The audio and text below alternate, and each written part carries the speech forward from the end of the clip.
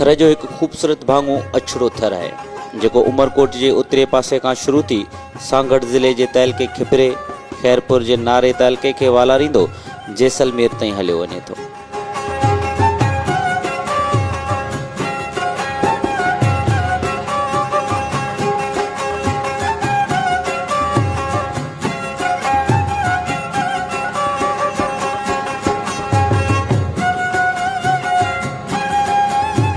सिंध के अछड़े थर जो ये इलाइको ॼण त समूरे थर रेगिस्तान में एक अणॾिठल इलाइको है।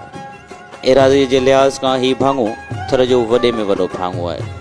इन भाङे में अहिड़ियूं भिटूं बि आहिनि जिन ते मुख़्तलिफ़ वण ऐं ॿूटा बि थियनि, पर निज अछड़े थर जी वारीअ जे दड़नि खे मुक़ामी माण्हू डिहूं चवनि। हिननि डिहुनि जे करे ई हिन इलाइक़े खे अछड़ो थर चयो वञे थो, जिन ते विरले के रेगिस्तानी ॿूटा थियनि। बरसातुनि बैदि बि हिननि डिहुनि ते न गाह थिए न को फसल। ही डिहूं हवाउनि जे रुखनि सां हिक हंध खां ॿिए हंध ताईं मुंतक़िल थींदियूं रहनि थियूं, जंहिंसां संदन ढांचे में पिणु पुरअसरारत सां भरपूर ख़ूबसूरत ऐं तजसुस निमाओ ॾेख ज़ाहिर थिए थो।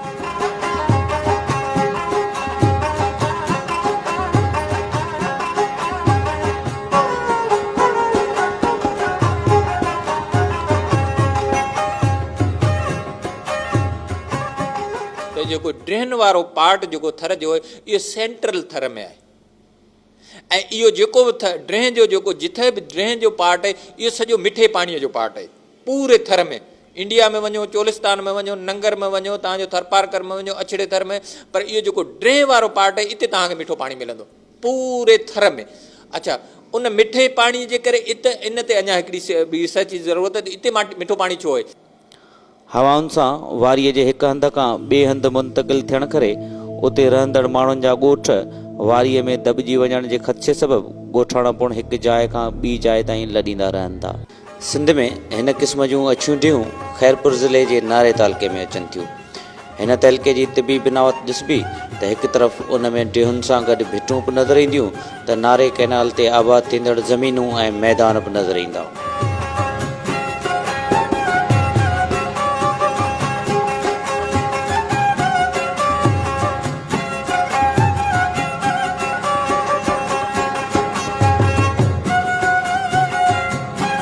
पर हिन थर रेगिस्तान जे अछड़े थर वारे इलाइक़े में जेको नारा कैनाल खां 80 किलोमीटरनि जे पंध ते आहे, उन में पुण ढंढुनि ऐं नख़लिस्ताननि जो तइदादु 100 खां वधीक आहे। हिननि नख़लिस्ताननि जो हुस्न पसंदि लाइ केतिरा ई किलोमीटर ओझड़ में वञणो पए थो, जिते सिर्फ़ 4 व्हील इंजण वारियुनि गाॾियुनि ज़रिए ई या पेरें पंधु ई पहुची सघिजे थो। थर जे ॿियनि ढंढुनि जी भेट में अछड़े थर जे नख़लिस्ताननि खे ॻोल्हण बि इंतिहाई मुश्किल आहे, पर जॾहिं हिननि नख़लिस्ताननि ताईं पहुचिजे थो त उन्हनि खे ॾिसी सारा थक लही वञनि था।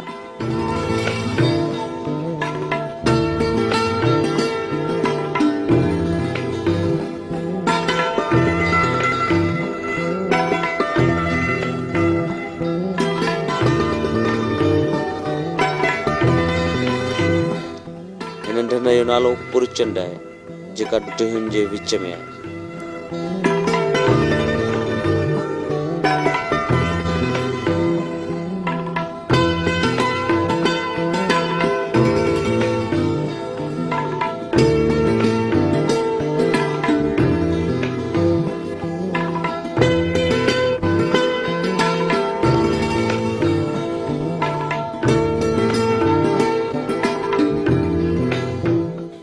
ये ढंढ अहिड़नि डिहुनि जे विच में आहे जिते परे परे ताईं को विरले ई वॾो ॿूटो नज़र ईंदो आहे, पर हिन क़िस्म जे ढंढुनि जे कंधनि ते कंडीअ जा सावा चहच वण वॾे तइदाद में बीठल आहिनि। कंडीअ जा अहिड़ा सावा वण थर में ॿियो किथे बि नज़र नथा अचनि।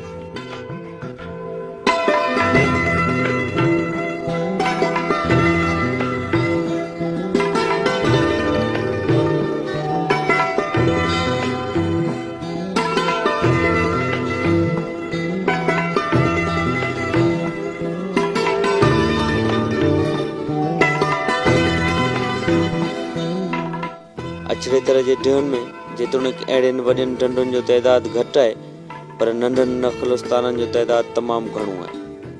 इन नख़लस्ताननि खे छॾे ख़ैरपुर ज़िले जे अछड़े थर वारे इलाइक़े जे भिटुनि में बि केतिरियूं अहिड़ियूं ढंढूं आहिनि जेके पिणु बाक़ी थर जे समूरियुनि ढंढुनि खां मुख़्तलिफ़ आहिनि। साईं आऊं चवां थो त हीउ दुनिया जो वाहिद खितो आहे जंहिंमें 3 इको सिस्टम गॾु आहिनि। इहो किथे बि नज़र कोन थो अचे त भई वारी जूं ढंढूं वारी हुजे ऐं ढंढूं हुजनि, इहो किथे बि मूंखे नज़र नथो अचे। हा, जबलू इलाइक़ा जिते जबलनि में त ढंढूं ठही सघनि थियूं, पर वारीअ जे इलाइक़नि में ढंढूं ही शायदि नायाबु आहे दुनिया लेवल ते। ही उहे ढंढूं आहिनि जिन मां केतिरनि में खजनि जा वॾा वण बीठल आहिनि ऐं उहे खजूं मेवात बि ॾियनि थियूं।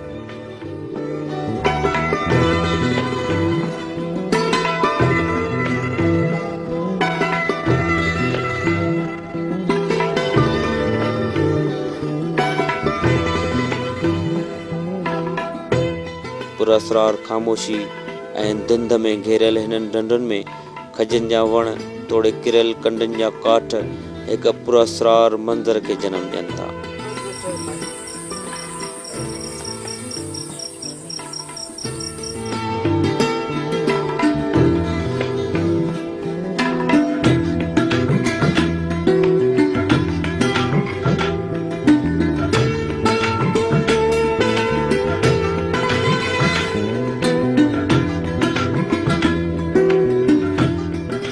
ईअं लॻे थो ॼण इहे ढंढूं पंहिंजे बीठल तोड़े किरियल वणनि जे साम्हूं बीठल कंहिं इंसान खे शिकायती नज़रुनि सां ॾिसी इहा वेनती कंदियूं हुजनि त छा अव्हां असांजे हुस्न खे ॿीहर मोटाए सघो था या अव्हां असांखे ईअं ई तबाह थींदे ॾिसणु घुरो था।